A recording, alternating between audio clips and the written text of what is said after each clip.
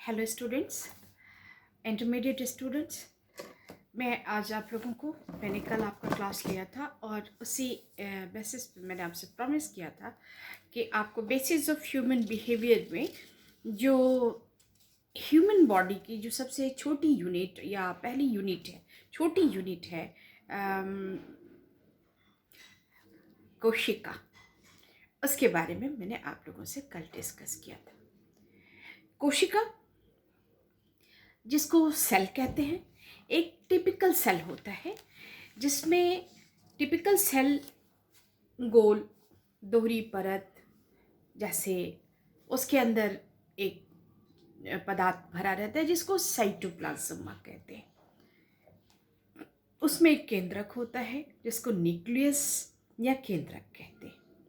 Nucleus के अंदर आपको 23 जोड़े क्रोमोसोम्स होते हैं और जिसमें 22 जोड़ा समान होता है और 23वां जोड़ा अलग होता है।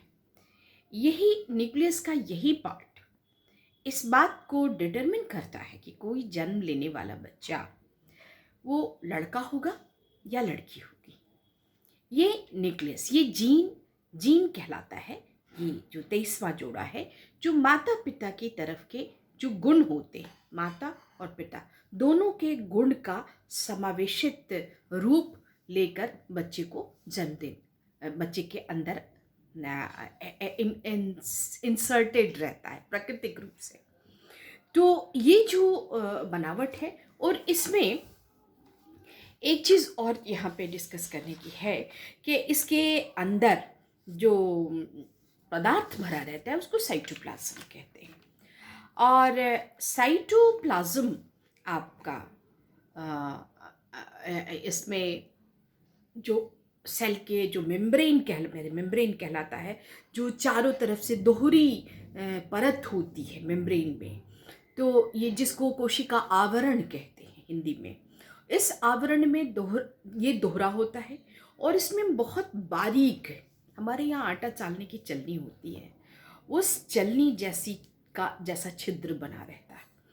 और इस ये छिद्र कभी कभी खुलता है। कब खुलता है? जब कोई उद्दीपन यानी स्टिमुलस या स्टिमुली या स्टिमुलाई, जो भी कहिए, मैं स्टिमुलस कहती हूँ या स्टिमुली कहती हूँ, तो जब ये किसी उद्दीपन के संपर्क में आता है तो ऐसी स्थिति में वो जो छिद्र है, बारीक छिद्र है, वो खुल जाता है। और खुलने के बाद उसके जो अंदर का जो लिक्विड है, जो साइटोप्लाज्म है, वो बाहर की तरफ आने लगता है और बाहर का अंदर की तरफ जाने लगता है। बाहर का अंदर और अंदर का बाहर जाने लगता है। और इन दोनों के मिलने से एक शक्ति का निर्माण होता है और वही क्या कहलाता है? नर्व इम्पल्स कहलाता है। मैंने दो शब्द यहाँ पे लिए, एक उद्दीपन और दूसरा नर्व इम्पल्स। मैं इस वीडियो में सिर्फ उद्दीपन, व्हाट इज स्टिमुलस, इसका मैं विवरण करूंगी। साइकोलॉजी पढ़ने वाले बच्चों को ये बहुत अस्पष्ट है कि ये बात बिल्कुल अच्छी तरह से जाननी चाहिए कि कुछ ऐसे शब्द हैं जिनसे बार बार उनका इंटरैक्शन या पारस्परिक संबंध बना रहता है, इंटरैक्शन होता रहता है, और वो शब्द हैं उद्दीपन, अनुक्रिया और वातावरण और ऑल और नन प्रिंसिपल। ये सभी शब्द आप नोट कीजिए। ऑल और नन प्रिंसिपल, कैसे काम करता है हमारा जिस्म, आनुवंशिकता, ये सारी चीज़ें मैं आपको धीरे धीरे डिफरेंट वीडियोस में, छोटे छोटे 5 minute, 7 minute, 10 minute and maximum 15 minutes के वीडियोस, ताकि आपका पूरा आपके जहन में बैठ जाए। तो ये चीज़ आती है और कोशिका के साथ इंटरैक्शन होता है। एक ये जनरल कोशिका है। और हम लोग जब नर्वस सिस्टम पढ़ेंगे, यानी बेसिस ऑफ ह्यूमन बिहेवियर का आगे जब बढ़ेंगे, जब आगे बढ़ेंगे तो वहाँ पे हम लोगों को देखना पड़ेगा कि एक अलग तरह की कोशिका जिसको हम लोग तंत्रिका कोशिका कहते हैं, और वो न्यूरॉन कहलाता है। वो एक अलग टिपिकल सेल से थोड़ी नहीं, काफ़ी अलग होती है। तो जिसकी ज़्यादातर संख्या जो है मस्तिष्क और के मस्तिष्क के क्षेत्र में होती है, और शरीर में भी पेरिफेरल एरियाज में भी होती है। अब देखिए, हम सेल पर जब बात कर रहे हैं तो सेल कितनी तरह का होता है। ह्यूमन बॉडी में सेल जो है वो कितनी तरह के होते हैं।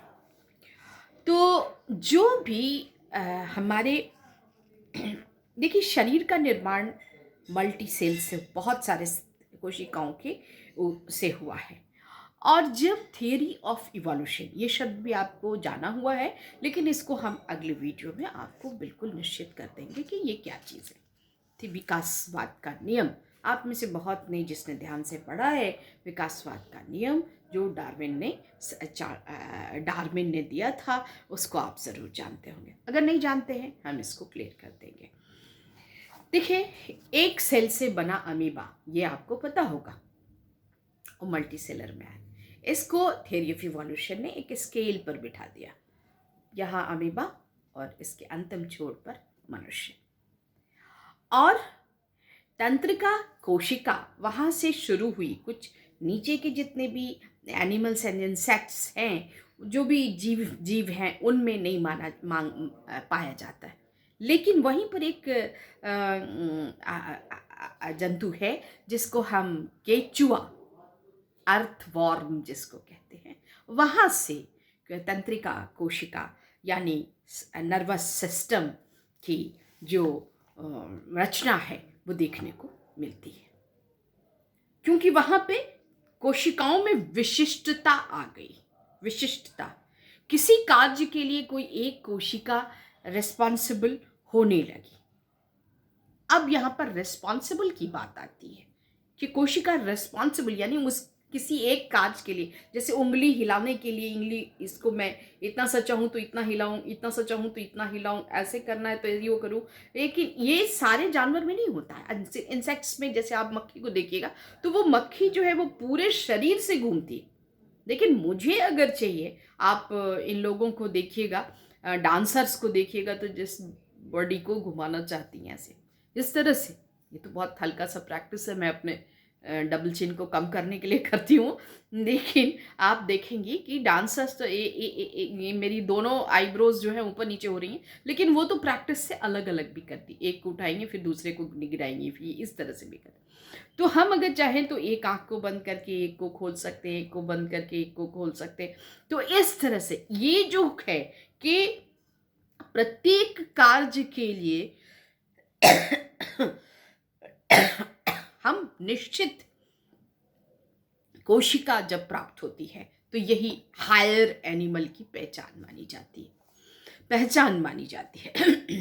अब मैं यहाँ पे आपसे बताऊं कि सेल का विभाजन कैसे हुआ मनुष्य के शरीर में।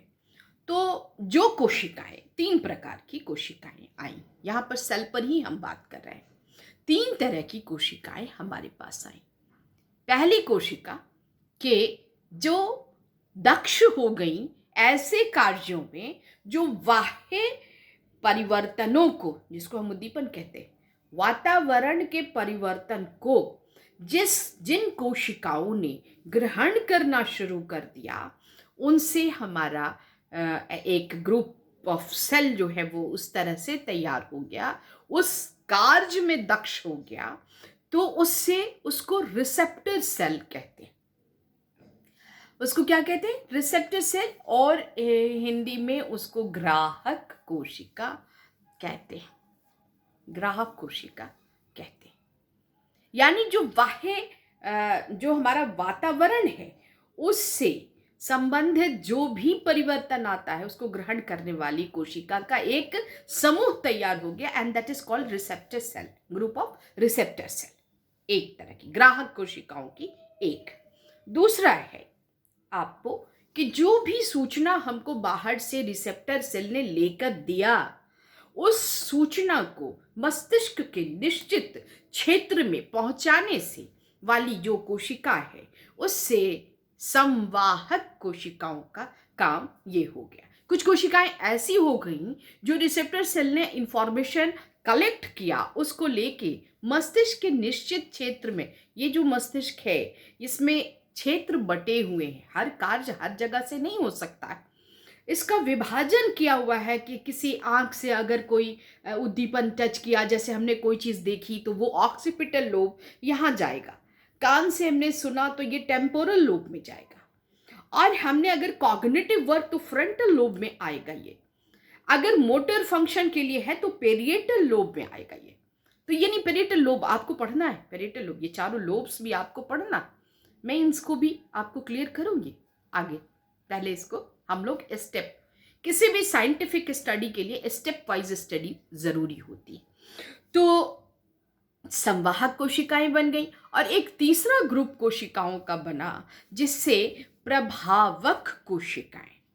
प्रभावक कोशिकाएं यानी जो सूचना मस्तिष्क में गई उसके प्रति हमको क्या क्रिया करना है, इसकी सूचना, इसका आदेश देने वाली कुछ क्रियाओं, कुछ कोशिकाओं का एक समूह तैयार हो गया, और वो आपको प्रभावक कोशिका या इफेक्टर सेल जिसको कहते हैं, इफेक्टर सेल, वो तैयार हो गया। तो कोशिकाएं समय के साथ विकासवाद के नियम में इस बात को स्पष्ट किया गया कि हर प्राणी में इस तरह के division according to the function of cells नहीं है, बल्कि नीचे के अमीबा के बाद केचुआ तक ये चीज नहीं है। केचुआ के बाद से डिवीजन ऑफ सेल देखा जाने लगा, और जैसे जैसे विकसित होते गया प्राणी, वैसे वैसे मनुष्य तक आते आते सेल कोशिकाओं के 3 ग्रुप बन गए। पहला रिसेप्टर सेल, दूसरा कंडक्टर सेल, और तीसरा इफेक्टर सेल। आज हम इसको यहीं पे छोड़ते हैं। उद्दीपन, Orlonan principle, environment, response, and many more things I will discuss in the next video. Okay, bye. Have a good day.